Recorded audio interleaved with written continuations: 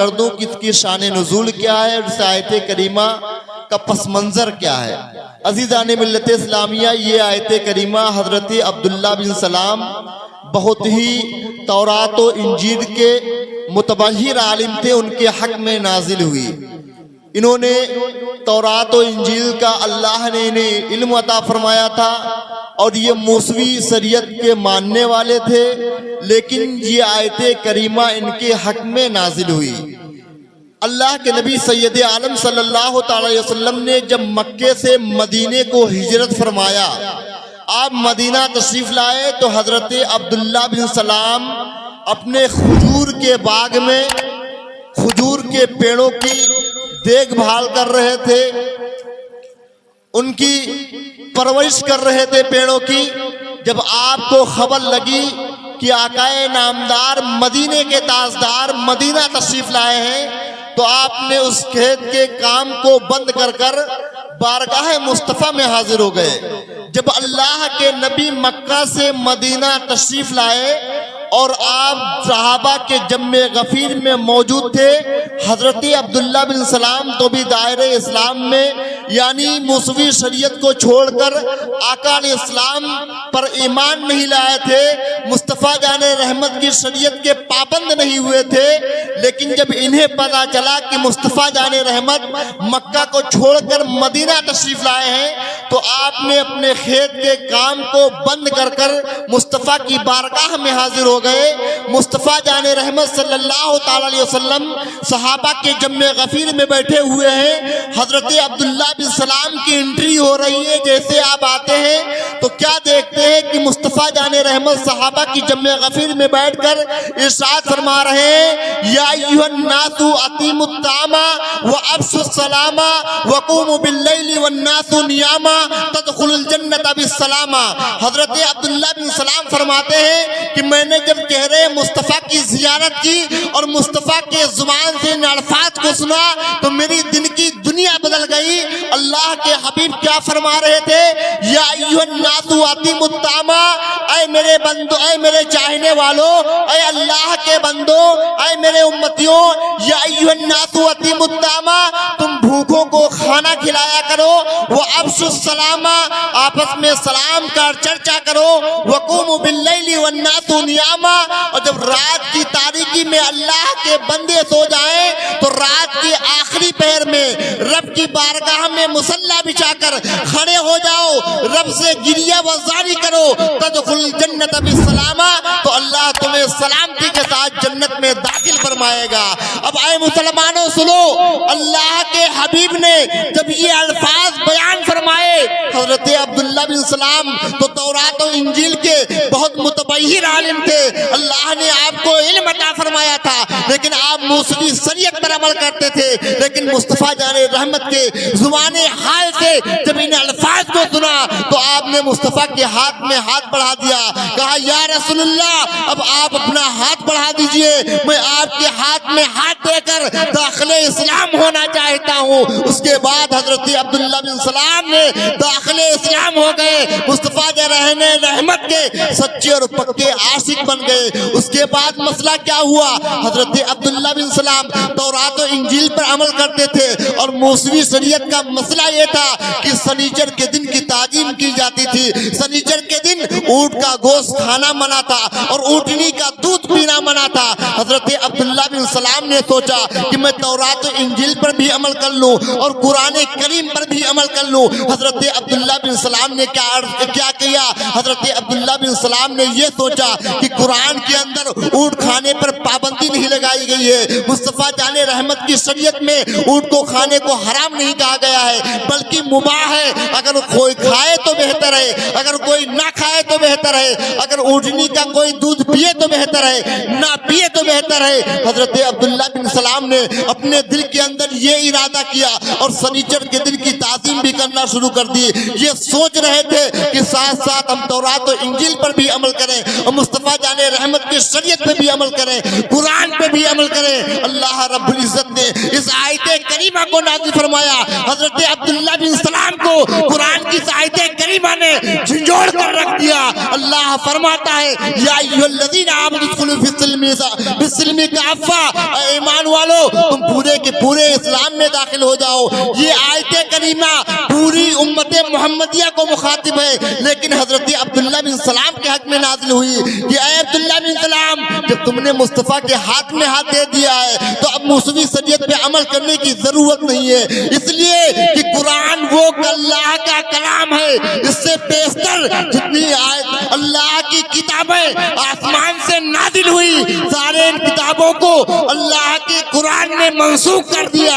یعنی اب اگر حکم مانا جائے گا تو قرآن کریم کا مانا جائے گا، اگر شریعت پہ عمل کیا جائے گا تو مصطفیٰ جان رحمت کی شریعت پہ عمل کیا جائے گا۔ اس آیت کریمہ نے حضرت عبداللہ بن سلام کو جھنجھوڑ کر رکھ دیا۔ آیت کریمہ نازل ہو گئی یا ایھا الذین آمنوا ادخلوا فی السلم کافہ ولا تتبعوا خطوات الشیطان انہ لکم عدو مبین۔ اے ایمان والو تم پورے اسلام میں داخل ہو جاؤ، اس لیے کہ شیطان تمہارا کھلا ہوا دشمن ہے۔ وہ تمہارا کیا ہے؟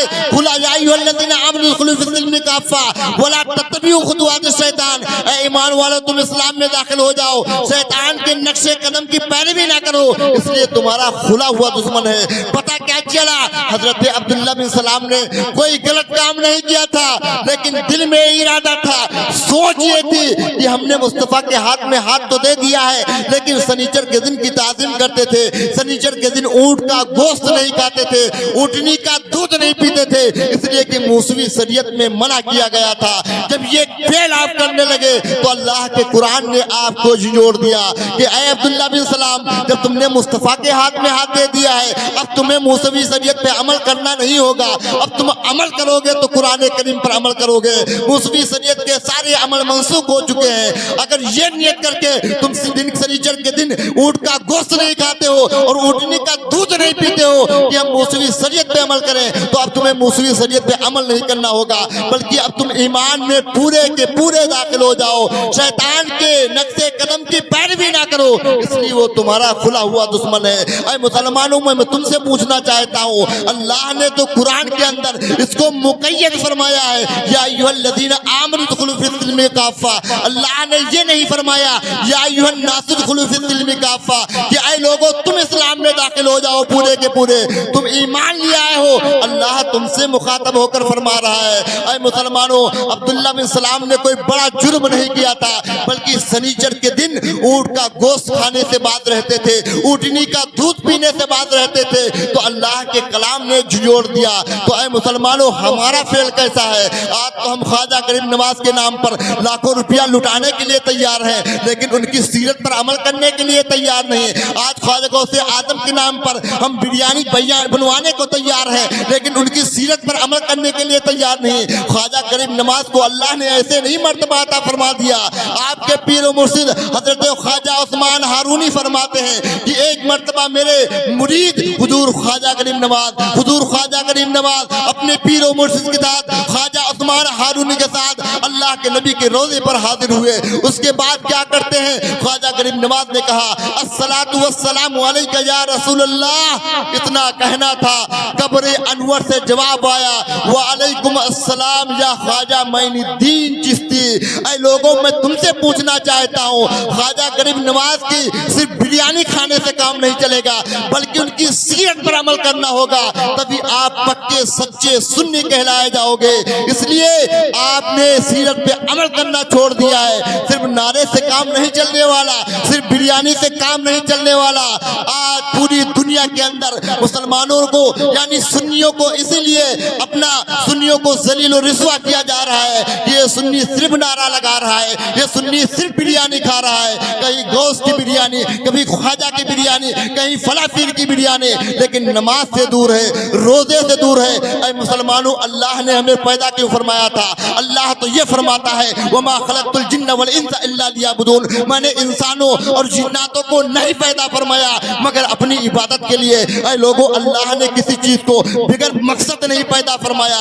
ہمارے اور آپ کے ولادت کا مقصد رب کا یہ تھا کہ ہم اللہ کی عبادت کریں۔ آج ہم نے اللہ کی عبادت کو ترک کر دیا ہے، آج ہم اللہ سے دور ہو گئے تو اللہ نے ہمیں پس پست ڈال دیا۔ اللہ تو یہ فرماتا ہے وَمَنْ أَعْرَضَ عَنْ ذِكْرِي فَإِنَّ لَهُ مَعِيشَةً ضَنْكًا۔ اللہ فرماتا ہے اگر میرا کوئی بندہ میرے ذکر سے روگردانی کرتا ہے تو میں اس کی رزق کو بے برکت کر دیتا ہوں۔ آج لاکھوں کما رہے ہیں لیکن گھر میں پریشانیاں ہیں، آج لاکھوں کما رہے ہیں رزق میں برکت نہیں ہے، بچے بیمار ہیں، عورتیں بیمار ہیں، مصیبتیں گھر سے نہیں جا رہی ہیں۔ اے مسلمانوں ذرا سوچو، آج ہم نے خود تو غلط ضرور کیا ہے جو مصیبتیں ہمارا ساتھ نہیں چھوڑ رہی ہیں۔ آج ہم نے خود تو غلط کیا ہے کہ پہلے 10 روپیہ کما کر جھوپڑی کے اندر انسان خوش رہتا تھا، آج کروڑوں کما کر محلوں میں رہنے والا انسان رات کو نیند کی ٹیبلٹ کھا کر سوتا ہے۔ وجہ کیا ہے؟ اس لیے کہ ہم نے اللہ کے ذکر سے روگردانی کی ہے، ہم نے اللہ کے ذکر کو چھوڑ دیا ہے۔ اللہ کے ذکر کو اگر نہ چھوڑا ہوتا تو آج ہماری دنیا بھی کامیاب ہو جاتی، آخرت بھی کامیاب ہو جاتی۔ خواجہ غریب نواز کے ذکر کی محفل میں آنے والے لوگوں یہاں سے ایک میسج لے کر جاؤ، میرے مصطفیٰ فرماتے ہیں من ترک الصلاۃ متعمدا فقط کفر، جس نے جان بوجھ کر ایک وقت کی نماز ترک کی گویا اس کا ٹھکانہ چاہے جہنم ہو گیا۔ حضرت امام شافعی امام مالک کے نزدیک وہ بندہ کافر ہو جائے گا، امام اعظم کے نزدیک وہ بندہ حد کفر پہنچ جائے گا۔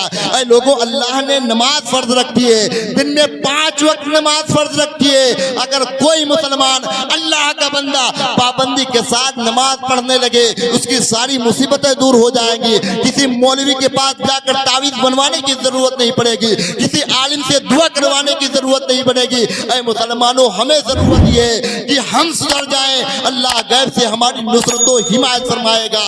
خواجہ غریب نواز کو اللہ نے مرتبہ ایسے نہیں عطا فرما دیا، غوث اعظم کو اللہ نے مرتبہ ایسے نہیں عطا فرما دیا۔ غوث اعظم کی شان کیا ہے؟ 40 سال تک عشاء کے وضو سے فجر کی نماز ادا کی ہے، سالوں سال جنگلوں میں رہے، جنگل کی گھاس کھا کر زندگی گزاری ہے، تو اللہ نے مقام عطا فرمایا ہے۔ میرے آقا اعلیٰ حضرت فرماتے ہیں قسمیں دے دے کے کھلاتا ہے پلاتا ہے مجھے، قسمیں دے دے کے کھلاتا ہے پلاتا ہے تجھے، تیرا اللہ تیرا چاہنے والا تیرا۔